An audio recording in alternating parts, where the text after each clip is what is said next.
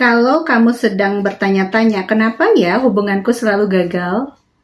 Entah itu diputusin, ditinggalkan tanpa kejelasan, digantung tanpa kepastian, bahkan diselingkuhin.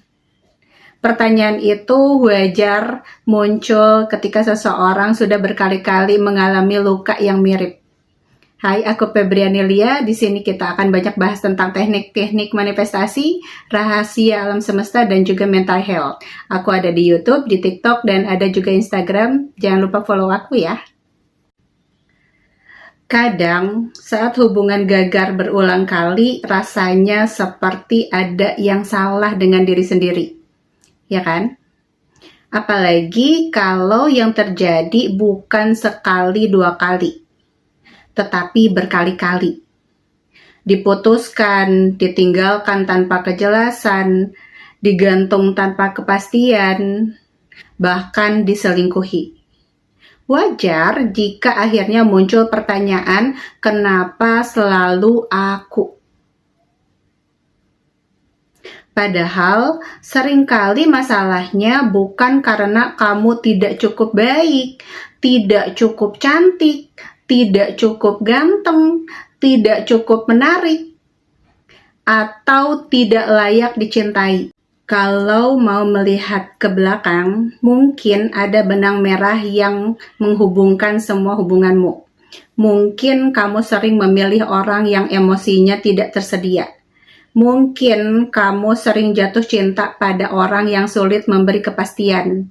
Mungkin kamu terlalu sering menjadi pihak yang mengerti sementara kebutuhanmu sendiri diabaikan. Atau mungkin kamu selalu berharap orang lain akan memberikan cinta yang sebenarnya belum kamu berikan sepenuhnya kepada diri kamu sendiri. Karena itu, pertanyaan yang mungkin kamu renungkan bukan lagi kenapa semua hubunganku gagal, tapi pola apa yang terus berulang dalam hubunganku. Seringkali jawabannya ada di sana. Bukan karena kamu ditakdirkan untuk gagal dalam cinta, tapi karena ada pola yang perlu dikenali agar kamu tidak lagi terus mengulang cerita yang sama dengan orang yang berbeda. Dan saat pola itu mulai terlihat, disitulah kesempatan untuk membangun hubungan yang lebih sehat, itu akan mulai terbuka. Kadang juga ada ketakutan yang tidak disadari. Takut kehilangan, takut sendirian, takut memulai lagi dari awal. Karena ketakutan itu, seseorang bertahan lebih lama dalam hubungan yang sebenarnya sudah menunjukkan banyak tanda tidak sehat. Saat diperlakukan setengah hati, dia tetap bertahan. Saat tidak diberi kepastian, dia tetap menunggu. Saat dikecewakan, dia memberikan kesempatan lagi dan lagi. Bukan karena lemah, tapi karena berharap semuanya akan baik. Yang menyakitkan, semakin lama kita bertahan pada orang yang tidak pasti, semakin kita terbiasa menganggap ketidakpastian sebagai bentuk cinta. Padahal, cinta yang sehat tidak membuatmu terus menebak-nebak. Cinta yang sehat tidak membuatmu harus bertanya setiap hari, apakah dia masih ingin bersamaku atau enggak? Cinta yang sehat tidak membuatmu merasa harus berjuang sendirian untuk mempertahankan hubungan. Perselingkuhan juga sering meninggalkan luka yang dalam karena membuat kita mempertanyakan nilai diri kita sendiri. Kita mulai berpikir mungkin kita kurang ini, kurang itu, padahal keputusan seseorang untuk selingkuh lebih banyak menggambarkan karakter dan pilihan dirinya dibandingkan nilai dirimu. Orang yang setia akan tetap setia ketika ada masalah. Orang yang tidak setia akan mencari alasan ketika ada kesempatan. Bisa nggak sih kita merubah pola dan menarik cinta yang tulus dengan manifestasi? Oke, kalau kamu melihat manifestasi sebagai alat untuk membantu mengubah pola, fokus utamanya bukan menarik orang tertentu, melainkan menjadi pribadi yang siap menerima hubungan yang sehat dan tulus.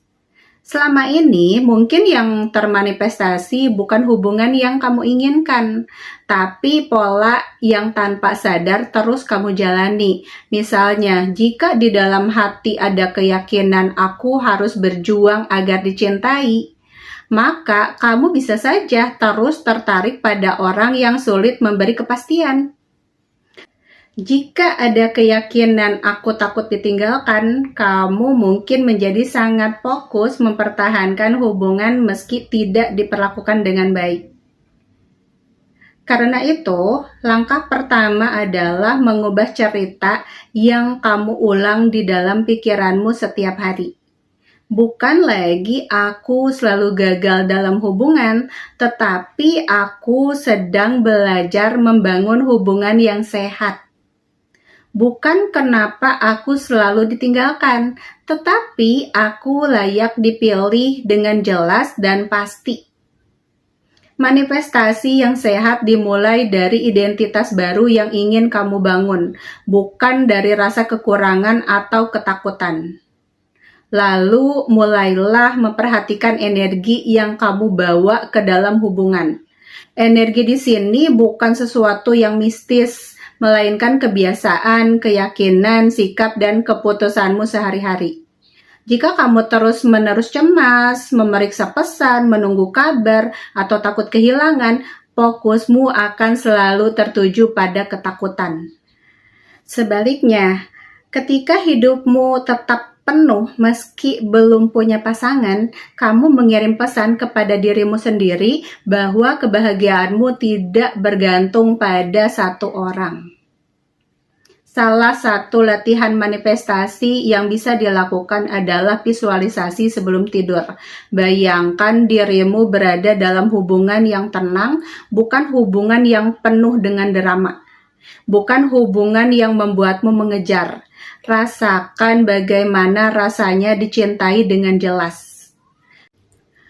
Kamu juga bisa menulis scripting seperti aku bersyukur karena sekarang aku berada dalam hubungan yang sehat.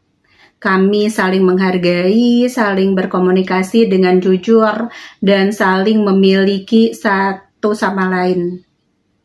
Saling memilih setiap hari. Aku tidak lagi mengejar cinta karena cinta yang tepat datang dengan usaha yang seimbang. Tulis berulang-ulang sambil membiarkan dirimu merasakan emosi ini, emosi yang kamu ingin bangun.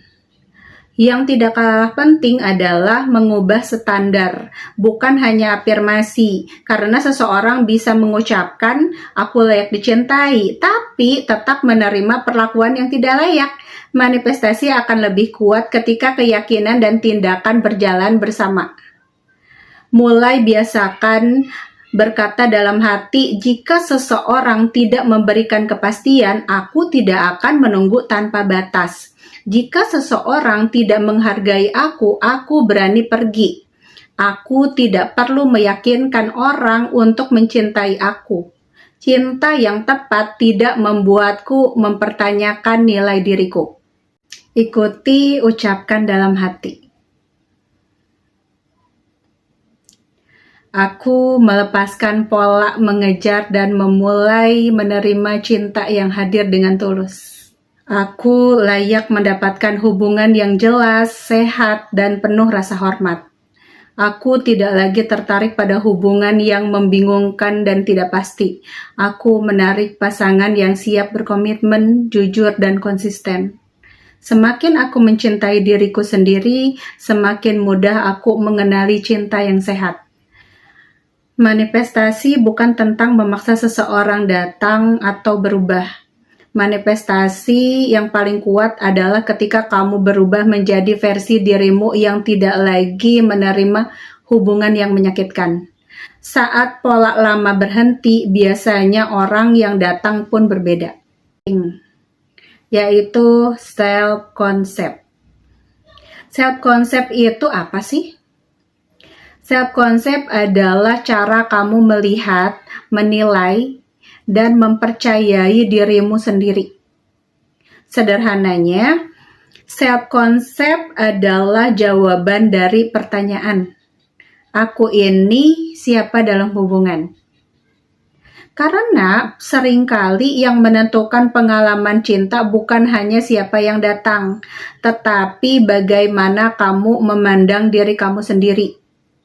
Kalau di dalam hati kamu percaya, aku selalu ditinggalkan, aku sulit mendapatkan hubungan yang serius, aku harus berjuang agar dicintai, orang selalu pergi pada akhirnya.